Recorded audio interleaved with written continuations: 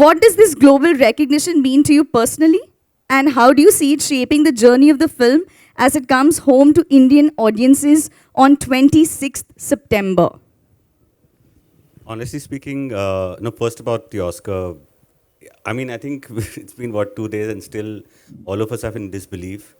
We are very, very thrilled, very, very feeling honored and humbled because we feel that the stories of our heartland, our people, are stories that are deeply humane and it's a call for inculcating empathy and humanity in people and not see the differences between each other. So that is the message that we're going with, and that going on a global stage is a huge thing for us.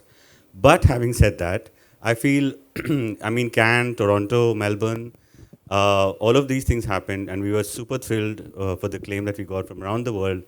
But personally, for me, it being homebound to India is the biggest thing. I mean, that cannot be matched with anything else. We are so eager to see how everyone sees it on the 26th of September. We have made this film for our country. We made this film with absolute authenticity and absolute integrity, and it shows. I hope it shows here, and people appreciate it. Thank you so much. All of us are also looking forward. In fact, a lot of the members here have already seen it, and we can't wait to see it on the big screen on 26th. Ishan, may I please ask you the next one? This film has already made waves internationally, and your performance has been widely praised. What was the most challenging or transformative part of playing this character, and how did the experience at Cannes and TIFF make it even more special? Um, well, first of all, good morning, everybody. Good afternoon. Thank you for being here. I've been saying this, and I'll not hesitate to keep repeating myself. This is the film that I am the proudest of. मुझे बहुत गर्व है इस film में. और I think for me, the journey has been truly transformative. I wouldn't think it wrong to say transformative because I think just the worldview that we were able to gather from living this journey with Neeraj Bhai. I've been a fan of his since Masan. I saw it 10 years ago before I started working as an actor. And मेरी इच्छा थी हमेशा से कि किसी एक दिन मुझे मौका मिले नीरज भाई के साथ काम करने का. I wouldn't have imagined it would have been his sophomore feature, his second film. लेकिन जब मैंने तो जाहिर है मतलब जब मौका मिला नीरज भाई से मिलने का, उनके साथ काम करने का, I was very very excited about it. But जब मैंने स्क्रिप्ट पढ़ी, that's when I realise that this film is much bigger than all of that. It's much bigger than me as an artist, than any of us as artists. And बहुत ज़रूरी film है, बहुत important film है, ना सिर्फ हमारे देश में, लेकिन मुझे लगता है कि आज के ज़माने में इस दुनिया के लिए इम्पॉर्टेंट फिल्म है एंड एक्सेसिबल फिल्म है. ये किसी एक तरह के ऑडियंस के लिए नहीं बनी गई है, बहुत सोच समझ के नीरज भाई ने बनाई है so that it can reach people. And we've seen that now. It's been we've testament to that fact is कि हमने कांस जैसे ऑडियंस के सामने ये फिल्म प्ले की 800-900 लोगों के साथ मल्टीपल स्क्रीनिंग्स में. वहाँ की ऑडियंस बहुत अलग होती है, क्रिटिक्स होते हैं, फिल्म कॉनेजियर्स होते हैं. फिर हमने टिफ़ में ये फिल्म दिखाई और टिफ़ में 1800 लोग रॉय थॉम्सन हॉल में. ऑर्केस्ट्रा थिएटर है, बड़ा डर लगता है वहाँ जाने में, 3-3 बैल्कनीज होती हैं. लेकिन जिस तरह का रिसेप्शन हमें टिफ़ में मिला, जो बहुत ही अलग ऑडियंस है, मतलब हमें तो लगा गेटी गैलेक्सी में चले गए. हम चिल्ला चिल्ला के प्यार से हमें तालियों से स्वागत हुआ, लेकिन फिर भी वही रिएक्शन मिला. और 2 दिन पहले हमारी पहली स्क्रीनिंग हुई थी और कई सारे दिग्गज कलाकार जिनकी बहुत इज्जत करते हैं हम, नसीर साहब थे, जावेद साहब थे, अपर्णा सेन मैम, कौन who you worked with before, and we got the same unanimous heart warming response. So I think ये बहुत ही स्पेशल फिल्म है, बहुत कम होता है ऐसा. मेरे लिए पर्सनली तो मैं जर्नी की बात करूँगा ही. I don't know where to start, क्योंकि हमने जब शुरुआत की थी प्रेप में, हमने डायलेक्ट वर्क शुरू किया. 2-2.5 महीने 3 महीने हमने वो किया, बिकॉज ज़बान बहुत इंपॉर्टेंट एलिमेंट होती है किसी भी कैरेक्टर का. और आई थिंक हम दोनों ने तो इन्होंने बहुत तराशा हमको. श्रीधर दुबे भाई जो इस फिल्म में हैं, डायलॉग राइटर हैं, उन्होंने विकास त्रिपाठी का रोल भी किया है. उन्होंने हमारे साथ डायलॉग कोचिंग की 2-2.5 महीने. But the best thing we did was we went to Barabanki together, और हमने कई दिन गाँव में बिताए साथ में. हम लोगों से मिलते थे, उनके जद्दोजहद के बारे में पूछते थे, उनके ज़िंदगी के बारे में, किस चीज़ से उन्हें खुशियाँ मिलती हैं, क्या उनके गम हैं, उठे बैठे and just spend time there. लोगों ने हमें उनके घर में खाना खिलाया, you know, which was it's an experience that goes beyond a film. And when we came back हम एकजुट हो गए थे एकदम. हमारी दोस्ती भी ज़्यादा जुड़ी भी हो गई थी, ताकत हो गई थी हमारी एज. हाँ, गाड़ी हो गई थी.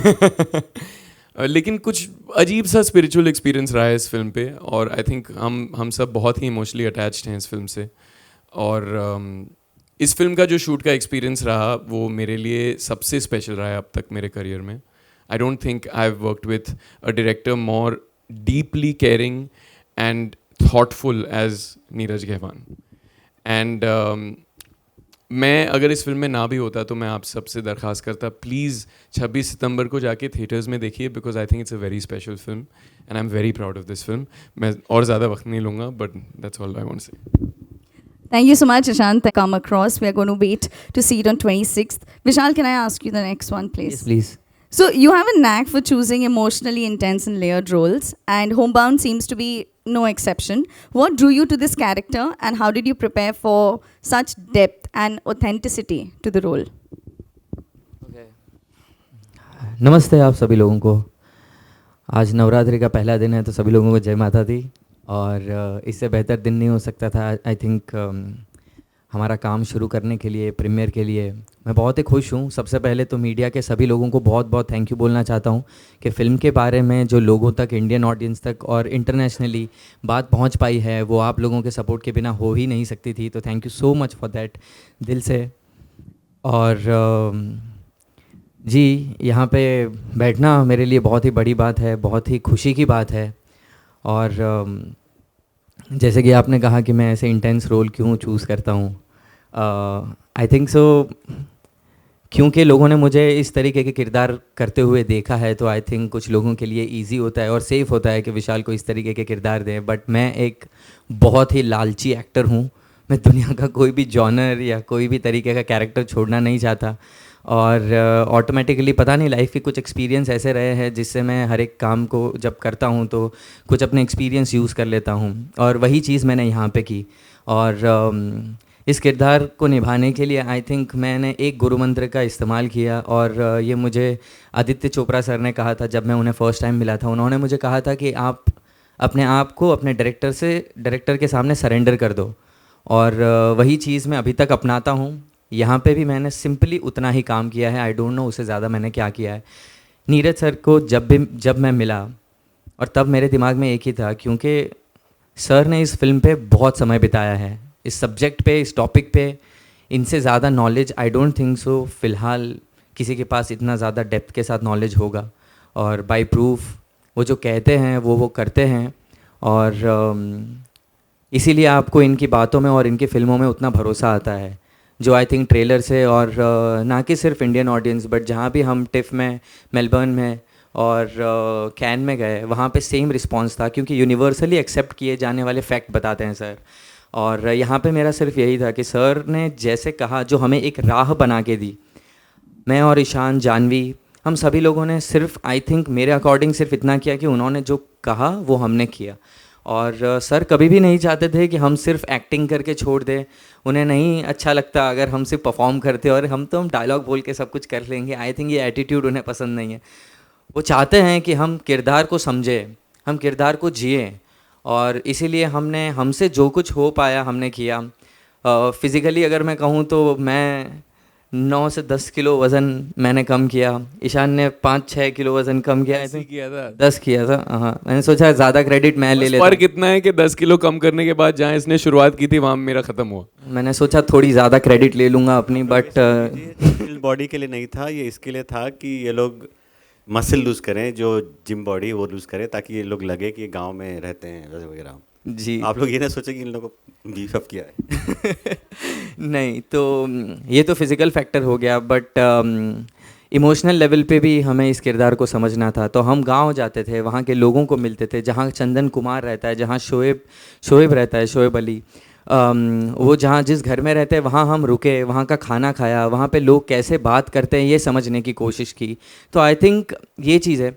और एक और बहुत ही इम्पॉर्टेंट बात मुझे ऐसा लगता है कि हम एज एन एक्टर सिर्फ फेस ऑफ द फिल्म है, और हम अपनी फिल्म को रिप्रेजेंट करते हैं अपने फेस से, बातें करते हैं, आप लोगों से मिलते हैं, बट ये किरदार जब स्क्रीन पे इतना अच्छा लगता है, उसके पीछे एक बहुत ही इंपॉर्टेंट फैक्टर है, वो है team work.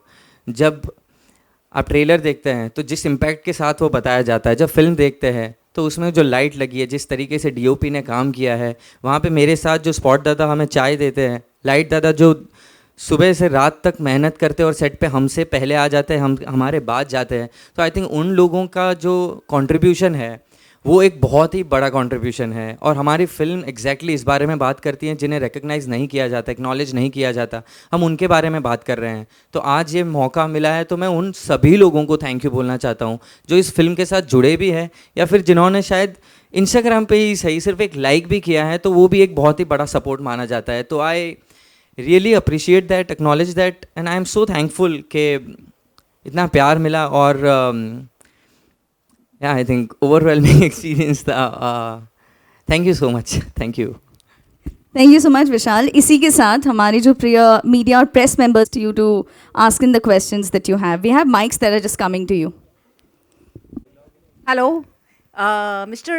Neeraj Gaiwan. I want to ask you, there's several issues that you have tackled in the film: religion, caste, then patriarchy. That's very interesting. That angle was very interesting. And then you have COVID coming later. So what was the most challenging for you, tackling so many issues in one film? I mean, challenging, I would say, it wasn't like, let's say this also. That's, you know, it was just that these two boys, it is based on a true story, as you all know, and these two boys existed for real, and that's how Basharat Peer took that and wrote this seminal piece for the New York Times. So we picked up from that, but then, like, because they couldn't be just hollow tokens, they had to be fully fleshed out. And also, since it had to be that way, so my thing is that when I write or direct, I have to make it my own. Otherwise, I find it very difficult to, like, feel for it. I have to feel for it. I have to, like, so then I actually went deep dove in my own childhood, my own teenage, and try to understand what I went through. Because a large part of my life I've been passing and masquerading as upper caste member, and then I came into my own. So this is sort of similar to how Chandan's arc has been. So the idea has been not to, like, snuff it with too many issues or whatever. This came organically. And also, it is also like, okay, fine, I'm from a particular community, but I can't be presenting it like one goodie, whatever. So I had to also call out my own thing. And this happened because I grew up in a patriarchal household. So I had seen how my sisters were favored more than me. And that shame I carried for a long time. The shame of hiding my identity and passing off as someone else. I had to put it out on film. Yeah, I was favored more than my sisters. And it, like they would tell my nephews and nieces were told that your Neeraj Mama was very cute and then that's why we were favoring. But no, I realized that it was not because I was cute or little bit. It was just because of male. So I had, and actually it's also my real sister's name, Vaishali. So she saw it yesterday and she felt like, I didn't realize all of this, and like she was quite overwhelmed. So yeah, so it's not by like design, but it's by organically how, you can't put characters as just like unidimensional that. And also we each of them, like either Shoaib's character or Chandan's character, they're not monoliths. They have to have some three-dimensionality to them. They need to have flaws. They need to have, they can't just be like hard-working, very jujharu people. They should also have some innate flaws in them. So that was the whole idea. I'm Rajiv Vijayakar here. The jury which selected this movie for the Academy Award. Yeah. And of course, congratulations for the movie. My question was the only thing I'm not very clear about the film is how did that New York Times article transform into this film? What was the process? See, the New York Times article was actually the climax of the film.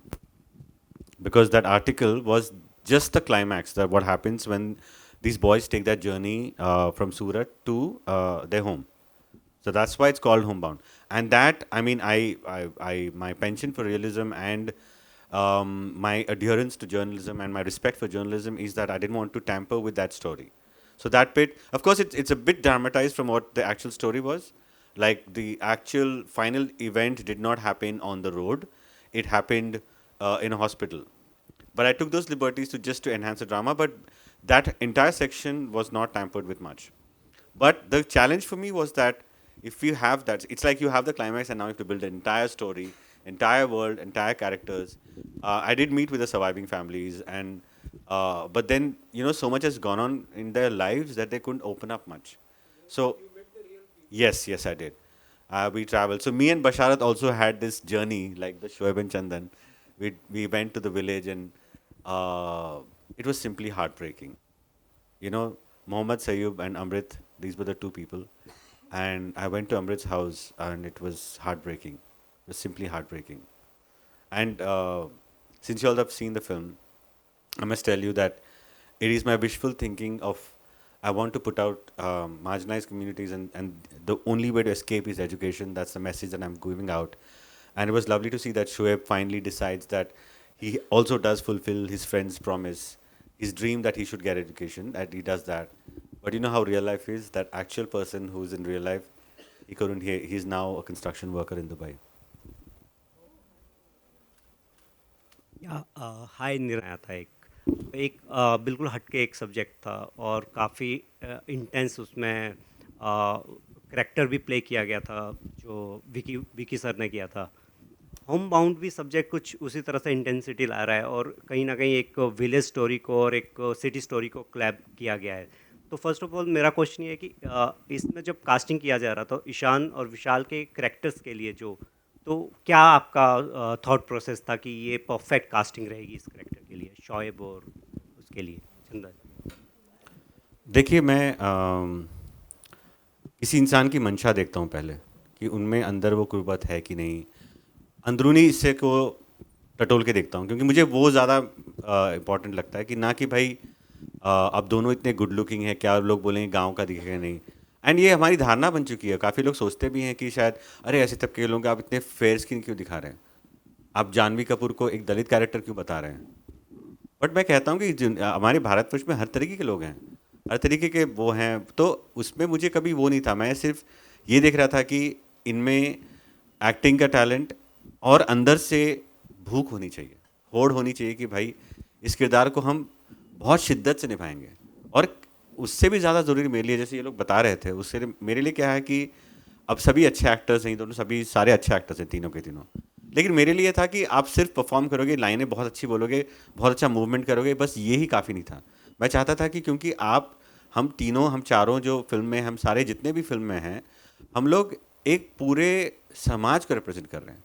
शायद वो हज़ारों चंदन हैं, हज़ारों शोएब हैं, हज़ारों सुधा हैं और हज़ारों वैशाली हैं इस दुनिया में और हमारे भारत में, जिनकी कहानी हम बोल रहे हैं. तो हमारे पास बहुत बड़ी रिस्पॉन्सिबिलिटी है. तो मैं चाहता था कि ये सब लोग उतनी शिद्दत से कैरेक्टर्स को समझे. तो हमारा वो जो सफ़र रहा ना, कि जो समझने की, मतलब जस्ट टेक्स्ट नहीं, जस्ट डायलॉग नहीं, उसके पीछे क्या क्या है, क्या हुआ है, क्या नहीं हुआ है.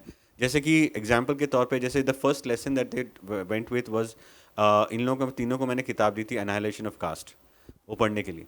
उसके बाद धीरे धीरे मैंने इनको वो सब बताया. फिर हम लोग गाँव में घूमे ताकि इनको रियल एक्सपीरियंस मिले, क्योंकि किसी का लिव्ड एक्सपीरियंस आप रेप्लिकेट नहीं कर सकते हैं.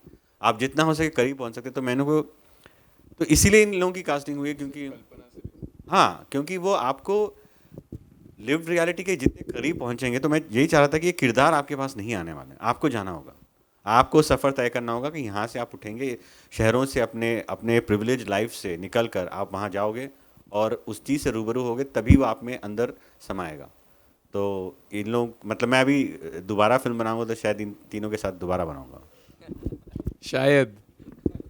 मतलब आप जानते हैं, मैं बिल्कुल. हाय ईशान, विशाल, मैंने फिल्म देखी है. मुझे बहुत पसंद आई और सभी को पसंद आ रही है और अब ऑस्कर के लिए भेजी जा रही है, तो भेजी गई है यहाँ से, तो उसके लिए बहुत बधाई. मुझे दो सीन खासकर बहुत ज़्यादा मतलब हार्ट ब्रेकिंग लगे। एक जब आप लोग पैदल लौट रहे होते हैं और चंदन आपकी गोद में वो दम तोड़ रहा होता है, और एंड में जब आप उनकी माँ को वो चप्पल दे रहे होते हैं। मैं जानना चाहूँगा कि आप दोनों के लिए कौन, मतलब वैसे तो सब्जेक्ट ही ऐसा है, हार्ट ब्रेकिंग है, आप लोगों के लिए सबसे ज़्यादा डिफ़िकल्ट सीन कौन सा था? बहुत ज़्यादा इमोशनली डिफ़िकल्ट सीन, मतलब फिजिकली तो डिफ़िकल्ट फिल्म है ही, हमें समझ में आ ही रहा है जी। इमोशनली डिफ़िकल्ट फिल्म सीन कौन सा था आप दोनों के लिए?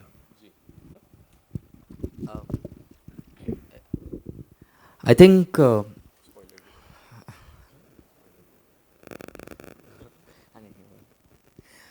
कौन से सीन सर? मजाक कर सर। ज़्यादा रिस्क ले रहा है। बस ये है कि स्पॉयलर्स ना दें, क्योंकि लोग देखेंगे तो जी, हम कोशिश करेंगे कि आपके सवाल का जवाब हम पूरी शिद्दत से दें, बट हम स्पॉयलर्स ना देंगे क्योंकि अभी इंडिया में लोगों ने देखी नहीं है कि आप लोगों ने देखी है फिल्म, आप समझ सकते हैं कि तो अगर डिटेल वो- में जाए बगैर मैं आपके दोनों वाकये का, मैं दोनों सीन्स का जवाब दूँ। I will start.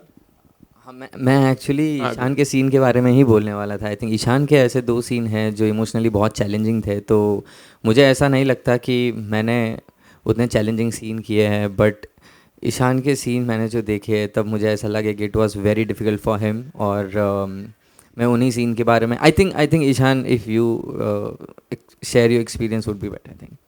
नहीं, देखिए चैलेंजिंग तो कोई भी सीन हो सकता है, अक्सर ऐसा होता है, और विशाल ने पहले इंटरव्यूज़ में कहा भी है, और मैं इस बात से पूरी तरह से सहमत हूँ कि अक्सर ऐसा होता है जो पेपर पे सबसे मुश्किल सीन लगता है या इमोशनली इंटेंस सीन लगता है, वो किसी ना किसी तरीके से हो जाता है, बिकॉज आई थिंक आपका पहला कनेक्शन बतौर एक आर्टिस्ट, एक एक्टर, उन चीज़ों से बनता है ऑन अ बेस लेवल। पर जो सीन ज़्यादा सिंपल होते हैं, जिसके बारे में आप शायद ज़्यादा सोचते नहीं हैं, आप ज़्यादा घबराते नहीं हैं उन सीन से, कहीं ना कहीं उनमें कोई कॉम्प्लेक्सिटी आ जाती है, कोई tricky is the word that we use, कि वो ट्रिकी सीन्स हो जाते हैं और उनको समझना और उसका सुर पकड़ना कभी कभी मुश्किल हो जाता है। इस फिल्म में मेरे साथ पहली बार ऐसा हुआ, अक्सर मेरे साथ ऐसा ही होता है, और विशाल का भी एग्जाम्पल है, तुम प्लीज़ जवाब देना अपना, क्योंकि is being very humble, but Vishal ने मतलब ज़बरदस्त काम किया है इस फिल्म में। I am so proud of the work that he has done, and not just me, I think everyone in our team is. Sorry, एक चीज़ ऐड करूंगा, जैसे विशाल का जब पूरा जो कोविड चंक है जब हम चल रहे हैं ना, मुझे बीच बीच में लग रहा था कि सच में बीमार तो नहीं पड़ गया। एक बार देख लो, क्योंकि वो सच में इतना इसने रियलिटी से वो किया है ना, मतलब मैं चेक कर रहा था कि ये ठीक है ना। और एक छोटा सा मैं इसमें ऐड करने के एग्जांपल दूंगा, एक सीक्वेंस है फिल्म में, उसी वॉक में जब फिजिकल एक रिएक्शन आता है इनका, तुम्हें पता होगा मैं किसकी बात कर रहा हूँ, ज़रा ढूंढिएगा उसको फिल्म में। इतना कमाल किया है इसने, हमको वाकई में लगा था कि ये शायद बीमार पड़ गया, तो तो और भारी भी था यार उठाने में, बट 9 किलो कम करने के बाद भारी था। हाँ मैंने भी तो कम किए थे। सामान भी था साथ। तो ये है कि पहली बार मेरे साथ मेरे करियर में ऐसा हुआ कि जो सीन पेपर पे सबसे मुश्किल था, वो ही साबित हुआ सबसे मुश्किल मेरे लिए परफॉर्म करने में, और वो वही सीन है जिसका आप जिक्र कर रहे हैं। आई थिंक कि एक तरह से देखा जाए तो पूरी फिल्म उस पर कहीं ना कहीं हिंज कर रही थी। फिल्म का जो वज़न था उस सीन पे बहुत भारी था, और चूँकि वो सीन असली आर्टिकल से लिया गया है और बेस्ड इन रियलिटी है, तो एक जिम्मेदारी और भी बढ़ जाती है कि हम उसको पूरी ईमानदारी से परफॉर्म करें और मैनिपुलेट बिल्कुल भी ना करें। तो वो था बहुत मुश्किल सीन परफॉर्म करने में, और उसकी कहानियाँ भी कई सारी हैं जो आई थिंक पोस्ट रिलीज़ हम शेयर करेंगे। लेकिन आई थिंक नीरज भाई ऐसे डायरेक्टर हैं जो कभी हिचकिचाते नहीं हैं, कभी हेजिटेट नहीं करते स्टेक्स आपके बढ़ाने में। वो कह भी देते हैं कि देखो यार ये, और ये मेरी पहली फिल्म में मजीदी सर मेरे साथ किया करते थे, और मैं एक जवान एक्टर था, मेरा क्राफ्ट रॉ था, लेकिन मुझे डरा डरा के भी करते थे, and that was not the intention, but he would always say कि ये बहुत ज़रूरी सीन है and we can't take it for granted and we can't be lax on this. तो आई थिंक हम दोनों डरे हुए थे इस सीन को लेकर कुछ हद तक, लेकिन आई थिंक जिस तरह का माहौल नीरज भाई के सेट पे होता है, everything is supporting the actor, everything. इन एक चीज़ मैं कहूँगा, गेट कीप नहीं करेंगे इस चीज़ को, एक प्रोटोकॉल है इनके सेट पे जिसको ये कोड 360 बुलाते हैं। तो कुछ ऐसे सीन्स हैं जो बहुत इंटेंस सीन होते हैं जिसमें कोड 360 लागू हो जाता है हमारे सेट पे. द फर्स्ट एडी सेज कि कोड 360 एक्टिवेटेड. तो सारे यूनिट के मेंबर्स हैं, वो जो सीन का जो टोन है, सीन का जो सुर है, उसमें फंक्शन करने लगते हैं, उसी सुर में काम करने लगते हैं.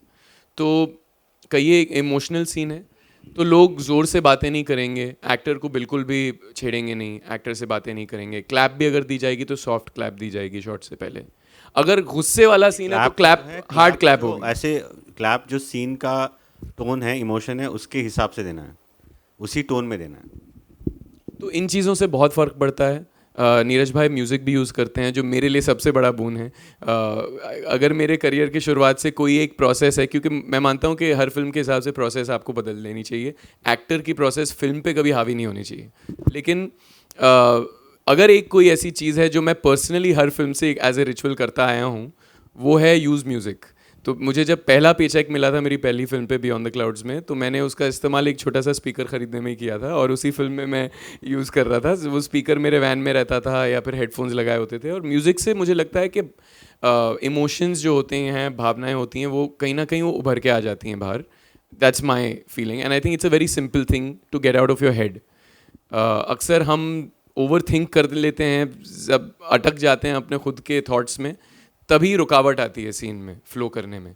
तो I use music a lot and he. इसमें हम लोग we should acknowledge the music that for this specific thing that you talking about. पे रहते हैं.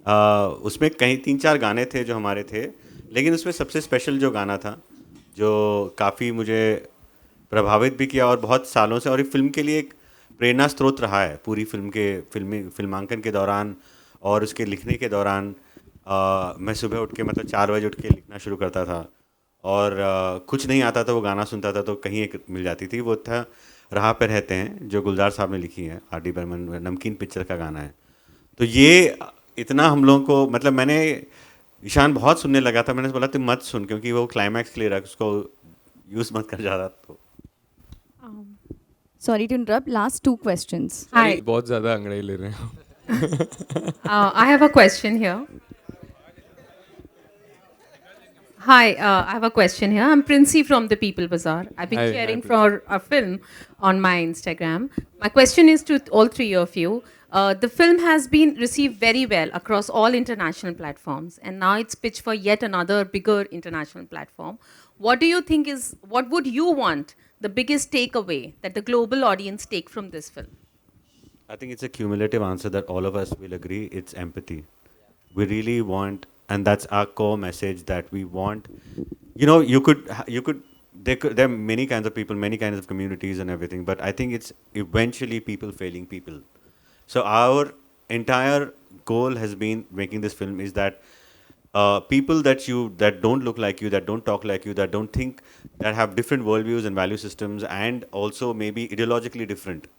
I'm saying that we should have empathy even for those, because it's gone on too much that there's so much hate and there's so much of disdain for each other that it's about time across the world that we just stop and take a beat and maybe have a conversation, a dignified conversation, and engage in dialogue and not engage in, aspersions and like squabbles and stuff. So that's my entire. You guys want to add? Seconded, ma'am. And I think just to add to that, sometimes it's not necessary to accept another person's way of living, ideology, way of thinking. You do not have to accept it as your own or accept it at all.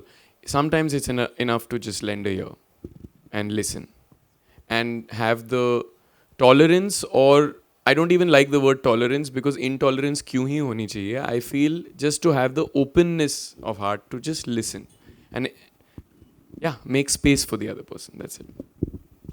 I think sir ने और ईशान ने हर एक चीज़ बता दी.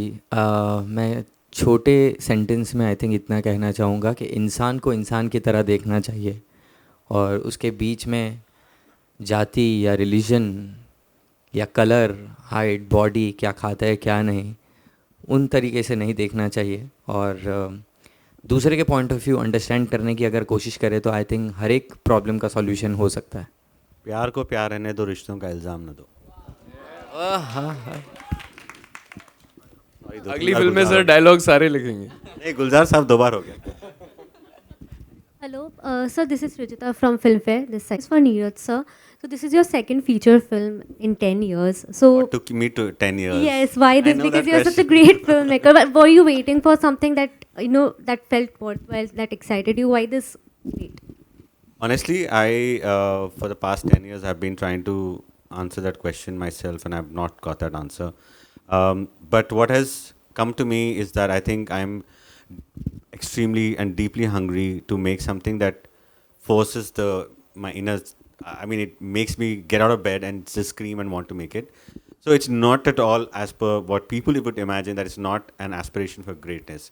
It's just that it has to move me. It has to make me feel part of a larger cosmos, a larger conscience that is beyond our existence. And if I can add and contribute to any way, that was the entire aim. So I did tour around the country. I was at a point obsessed with wanting to make a film on farmer suicides. Or, there was a biopic that I was about to make. So then I also made some couple of shorts and TV shows that I've done. But yeah, nothing moved me. Like, the biggest thing that I feel about this film that drove me was friendship as a vessel. The vessel of friendship that you can talk about so many things. And actually there's no substitute for that in English, but I would say that Hindi में बोलते हैं कि जो मित्र और मैत्री, तो उसका बहुत फ़र्क है.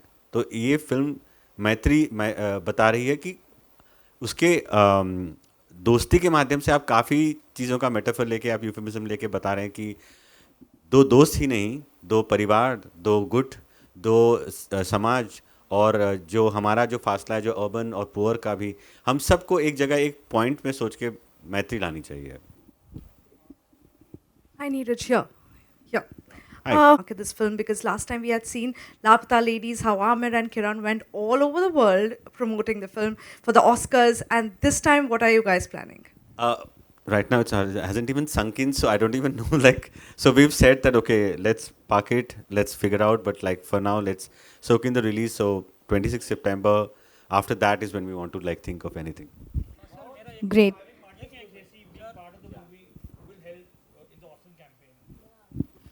Well, yes, of course, it is going to help, and we are quite privileged to have his support.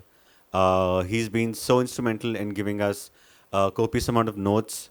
He sent across our producer, Merita Toscan, about the script. So I changed the script. Guys, please don't talk while we are, it's really distracting, I'm sorry. So when we, I just said, yeah, it's very distracting, I'm sorry. So his contribution to the script has been quite a lot, because I've changed those beats. And then again, he came back when we were editing the film. He's given feedback on the edits.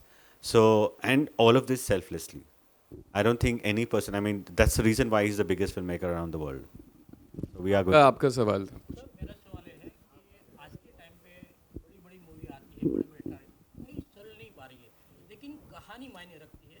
पहला एक time था कि star देख के लोग चले जाते थे, लेकिन कुछ टाइम बदल गया है. तो आप किस तरह ये आज के टाइम पे मानते हैं कि स्टार कहानी जरूरी है कि स्टार जरूरी है? देखो, मैं तो कभी भी बोलूँगा कहानी ही सबसे ज़्यादा ज़रूरी है. ठीक है, स्टार्स लेके आते हैं. देखिए, ये एक दो मुहा जवाब भी हो सकता है, क्योंकि ऐसा नहीं है कि देखिए आपके पास कहानी है, लेकिन अब जैसे मैं चाहता हूँ कि ये कहानी है, पोटेंट है, राइट, लेकिन मैं चाहता था कि ये मशहूर कलाकार जैसे ईशान है, विशाल है, जानवी हैं, अगर ये किरदार निभाते हैं, क्योंकि ये टैलेंटेड भी हैं और नोन भी हैं, इससे होता क्या है कि guys what is going on please. So इससे होता क्या है ना कि अब मैं फिल्म जो बनाया, ये होगा कि मैं कैन जाऊंगा, टोरंटो जाऊंगा, तो लोग ताली मारेंगे, ख़त्म. लेकिन अगर मैं चाहता हूँ कि ये फिल्म उन तक पहुँचे जिनके बारे में ये फिल्म है, मुझे इनका सहयोग लगेगा और वो बहुत काम आएगा, तो मैं क्यों ना लूँ. मैं उस पर वो मानता हूँ. लेकिन having said all this, I feel, जैसे वरुण ग्रोवर ने एक फिल्म में लाइन लिखी है, कहानी फिल्म का बाप होता है, वो बात सही है. Thank you so उन्होंने much. राइटर लिखा था सर, लेकिन Same thing. Thank you so much. Ladies and gentlemen, this film has traveled across the world, and finally, It's Homebound, 26th September. May I please thank all of our wonderful gentlemen. Thank you so much for joining us here. A huge congratulations. And I'm sure our lovely photographers are waiting for the pictures. Before we finish, I just want to make a very, very sincere urge to all of you. आप सब में से जिसने भी film देखी है या जो भी देखने वाले हैं, अगर आपको पसंद आए तो प्लीज़ हमारा सहयोग करिए इस फिल्म के बारे में अवेयरनेस स्प्रेड करने में. ऐसी फिल्में बहुत कम बनती हैं. मैं तो 7-8 साल अपने करियर में मैं प्यासा भूखा इंतज़ार कर रहा था कि कोई ऐसा किरदार मिले, कोई ऐसी कहानी मिले, लेकिन सर खुद 10 साल रुके हैं. And I just want to add to the question that you asked about sir. ये ऐसी फिल्में इसलिए बनाते हैं because he walks the talk. वो जो प्रैक्टिस करते हैं, वो जो प्रीच करते हैं, वो प्रैक्टिस करते हैं. वाकई में बहुत ही जेन्युइन इंसान हैं. ऐसे बहुत कम लोग होते हैं दुनिया में, ना सिर्फ फिल्म इंडस्ट्री में. तो ये सारी जो फीलिंग्स हैं जो वो ऑडियंस में लाना चाहते थे, सबसे पहले he is been through them, you know, and we've seen that very closely. तो ये बहुत ही फेल्ट फिल्म है, बहुत ही दिल से आई है. और हमारी but you know that intention doesn't always translate, and for that you need an excellent filmmaker. And I think Neeraj भाई कमाल के डायरेक्टर हैं, लेकिन उससे भी बढ़कर फिल्म मेकर हैं, और फिल्म इनकी दूसरी आ रही है 10 सालों बाद. तो प्लीज़ हमारी मदद कीजिए in spreading the word. Homebound 26 सितंबर को आ रही है सिनेमा घरों में. Please. Sorry, I am also going to add some really important thing. देखिए, मतलब मैं अभी डायरेक्टर की पदवी से बाहर निकल के मैं एक बार इस फिल्म को देखना चाहूँगा. तो मैं बोलूँगा कि आप सब ने फिल्म देखी है और आप सब पत्रकार हैं. मैं भी किसी ज़माने में पत्रकार था, तो मैं पत्रकार की इंटेग्रिटी को समझता हूँ और आपकी फ्रीडम को मैं समझता हूँ. लेकिन मेरी ये गुजारिश है कि आप लिखें, बखूबी लिखें, बहुत प्रमोट करें हमारे लिए बहुत अच्छी बात है. लेकिन जो लास्ट का जो सीन है वो मेरे अगेन मैं कह रहा हूँ कि मैं डायरेक्टर से बाहर निकल के बोल रहा हूँ कि शायद प्रॉब्ली लास्ट कुछ साल, डेकेड्स में I would say I have seen such a performance come out from an actor with the climax seen that is done. And you know, अगर आप स्पॉइलर दे देते हैं कि उसमें होता क्या है, यू नो, आप लोगों को जो एक्सपीरियंस हुआ है शायद उन लोगों को ना मिले, तो you will rob them of that experience. So I would request to not talk about that thing. You can definitely talk about that performance for that scene, but not what happens in it. Thank you. मैं भी, अब सब ने कहा है तो मैं भी थोड़ा सा लेफ्ट आउट फील ना हो मेरे को.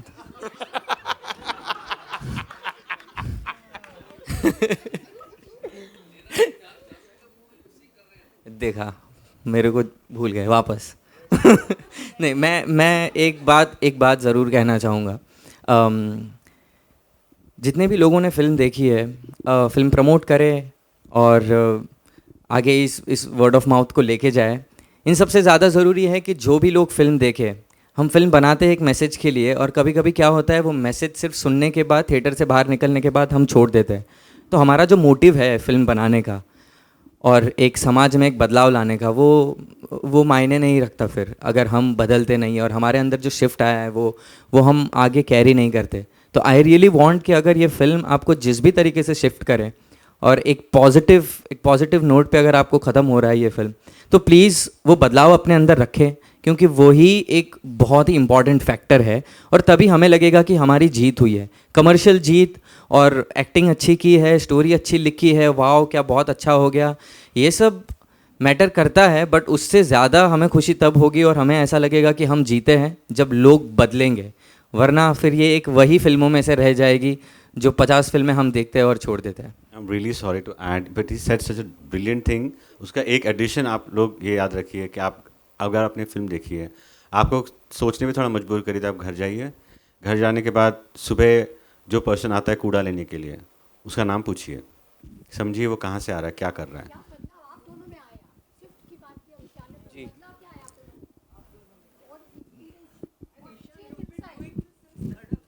क्या चीज़ ma'am? What change has come? अच्छा, सो सबसे पहली चीज़ मैम जो मुझे बहुत खूबसूरत लगी, नीरज भाई किसी भी फिल्म को शुरू करने से पहले एक टीम मीटिंग करते हैं.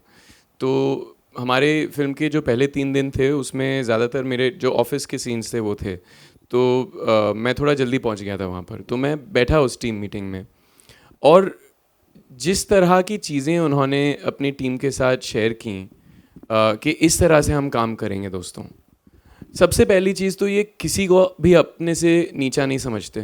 देर is genuinely no hierarchy on his set. Hierarchy सबसे पहले तोड़ते हैं वो. कोई बड़ा नहीं है, कोई छोटा नहीं है, कोई स्पॉट दादा नहीं है, कोई लाइट दादा नहीं है. आप प्लीज़ उनको नाम से पुकारिए. Everybody is an equal contributor to the film. अगर किसी के पास किसी चीज़ के बारे में कोई ख्याल हो तो वो बेझिझक जाके इनसे पूछ सकता है. मैंने देखा है खुद. और अगर कोई अपने हेजिटेशन से नहीं पूछ रहा तो वो उनको खींच के बाहर लाते हैं कि यार रिजवान बेटा इधर आना. कोई प्रोडक्शन असिस्टेंट हो, अगर कोई आर्ट असिस्टेंट हो, तो क्या लगता है यार इसके बारे में ऐसा बताना. वो उनको सबसे ज़्यादा समझ है उनको क्या फिल्म बनानी है, लेकिन वो सुनते सबके हैं. And that's a very rare quality. I don't see that. That's why I say practice what you preach, you know. I see him do that. Everybody is humanized on his set. वो हमारे set पे we had a consent about, firstly it was about, it has to be a more than 50% women crew, and they can't be just token crews. They have to be HODs. That has been that is what I've followed for many years. मैं जो भी काम किया हूँ उसमें it is a clear mandate to have that. It is a mandate to prefer people who are mostly ignored. It could be Dalit Muslim, LGBTQI. So I try to prefer people who are equally talented who come on board. And also, जैसे ये standard diktat था, everybody, that you have to address each other with name. You cannot address them as spot dada, setting, lighting, वो नहीं होगा, tailor नहीं बोला जाएगा. और उनको आपस में, like if you say, then you'll have to, crew को बोला गया था कि आप पूरे practice करो. आप नहीं बोल, अगर बोलेंगे तो this is not done. And of course safety is primordial. लेकिन ये जो इंक्लूसिविटी की आप बात कर रही हैं, जो पूछ रही हैं मैम, अब वो हम वो सीना फाड़ के दिखा तो नहीं सकते आप. For me, I think the biggest change has been social awareness. Because I feel कि it's not enough just to have good intentions. I think अगर आप इस समाज का हिस्सा हैं और अगर आप प्रिविलेज्ड हैं कि आप किसी ना किसी तरीके से इन्फ्लुएंस कर सकते हैं, तो आपकी जिम्मेदारी बनती है कि आप सोशली अवेयर रहें. And I have learn that so much from Neeraj भाई. वो अपने माध्यम का इस्तेमाल सिर्फ एंटरटेनमेंट के लिए बिल्कुल कर सकते हैं, बट वो नहीं करते हैं. वो इस तरह के इंसान हैं. If he saying something in his film, you can be sure of it कि उन्होंने in outside of the film भी कॉन्ट्रीब्यूट किया है इन चीज़ों को. And I think that's a very beautiful thing. मेरे पहली फिल्म के डायरेक्टर ने मुझसे सबसे पहली चीज़, मुझे एक गुरु मंत्र मुझे मजीदी सर ने दिया था कि मैं जानता हूँ कि तुम अच्छे एक्टर बनना चाहते हो, अच्छे आर्टिस्ट बनना चाहते हो, सबसे पहले बंदे बन जाओ, सबसे पहले अच्छे इंसान बन जाओ, जो भी तुम चाहते हो वहाँ से आएगा. So it was reassuring for me. It pushed me in that direction again, that you do not have to be a megalomaniac to be able to do this job and be in this industry and be successful. So I'm very proud of this film and the journey of this film, ma'am, and I'll try and be more aware as I go forward. तो बहुत कम ऐसी फिल्में होती है जो करने के बाद, जिसका किरदार निभाने के बाद आपके अंदर एक चेंज आता है. वैसे तो हर एक किरदार आपके अंदर कुछ ना कुछ बदलाव लाता है, कुछ आपसे लेता है और कुछ आपको देता है. बट इस फिल्म में हम एक बहुत ही इम्पॉर्टेंट मुद्दे पर बात करते हैं जो कि मुझे बहुत ही यूनिवर्सल लगता है. हर एक लोग अपने अपने मायने में, अपने अपने एक्सपीरियंस से किसी ना किसी तरीके से खुद को एक्सेप्ट नहीं कर पाते हैं, खुद की आइडेंटिटी को एक्सेप्ट नहीं कर पाते. तो इस फिल्म से मैं अपने आप को ज़्यादा एक्सेप्ट कर पाया हूँ और ये बदलाव मेरे अंदर नीरज सर ने लाया है.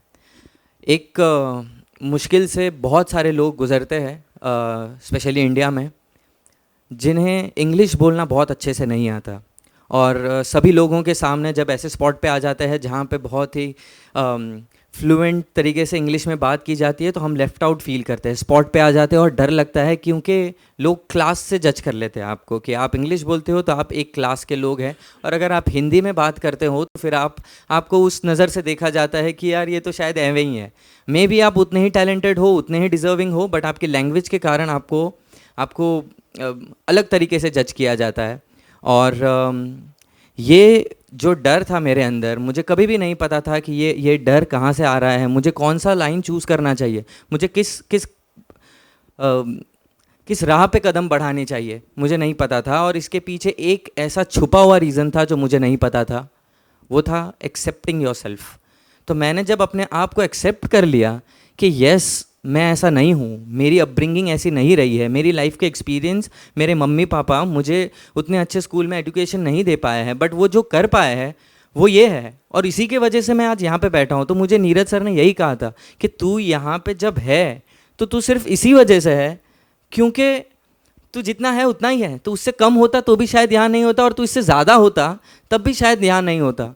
तो अगर मैं बहुत ही क्लासी और बहुत ही कूल डूड तरीके से बिहेव करता तो शायद मैं इस फिल्म का पार्ट नहीं होता, आज हमारी फिल्म ऑस्कर में नहीं गई होती। तो आई थिंक एक्सेप्टिंग योरसेल्फ, तो ये वास्तविकता में तुम जो हो, जो अंदर से हो, बस वो ही है, इसीलिए तो हम तुमको चूज किए, तो वो उसको कभी नहीं छोड़ना है। Thank you, Fantastic. Thank you so much. और इस बात का सबूत ये है कि ये बड़े बड़े थिएटरों में 2600 कैपेसिटी की थिएटरों में बैठ के टोरंटो में, कांस जैसी जगहों में अपनी भाषा में उसने अपनी बात में बात होनी चाहिए, चाहे वो कोई भी ज़बान में हो। तो इसने अपनी बात कही और थिएटर तालियों के गूंज से भर गया था। सो बात में बात होनी चाहिए, because he speaks very well. And also that's why ma'am we made this film, we made a very rooted Indian film. हमने अवधि हिंदी में फिल्म बनाई है, हमने अंग्रेज़ी में फिल्म नहीं बनाई है फेस्टिवल्स के लिए, और फिर भी वो बात उन तक पहुंच गई। सबटाइटल्स हो जाते हैं बट बात उन तक पहुंची। Fantastic. Ladies and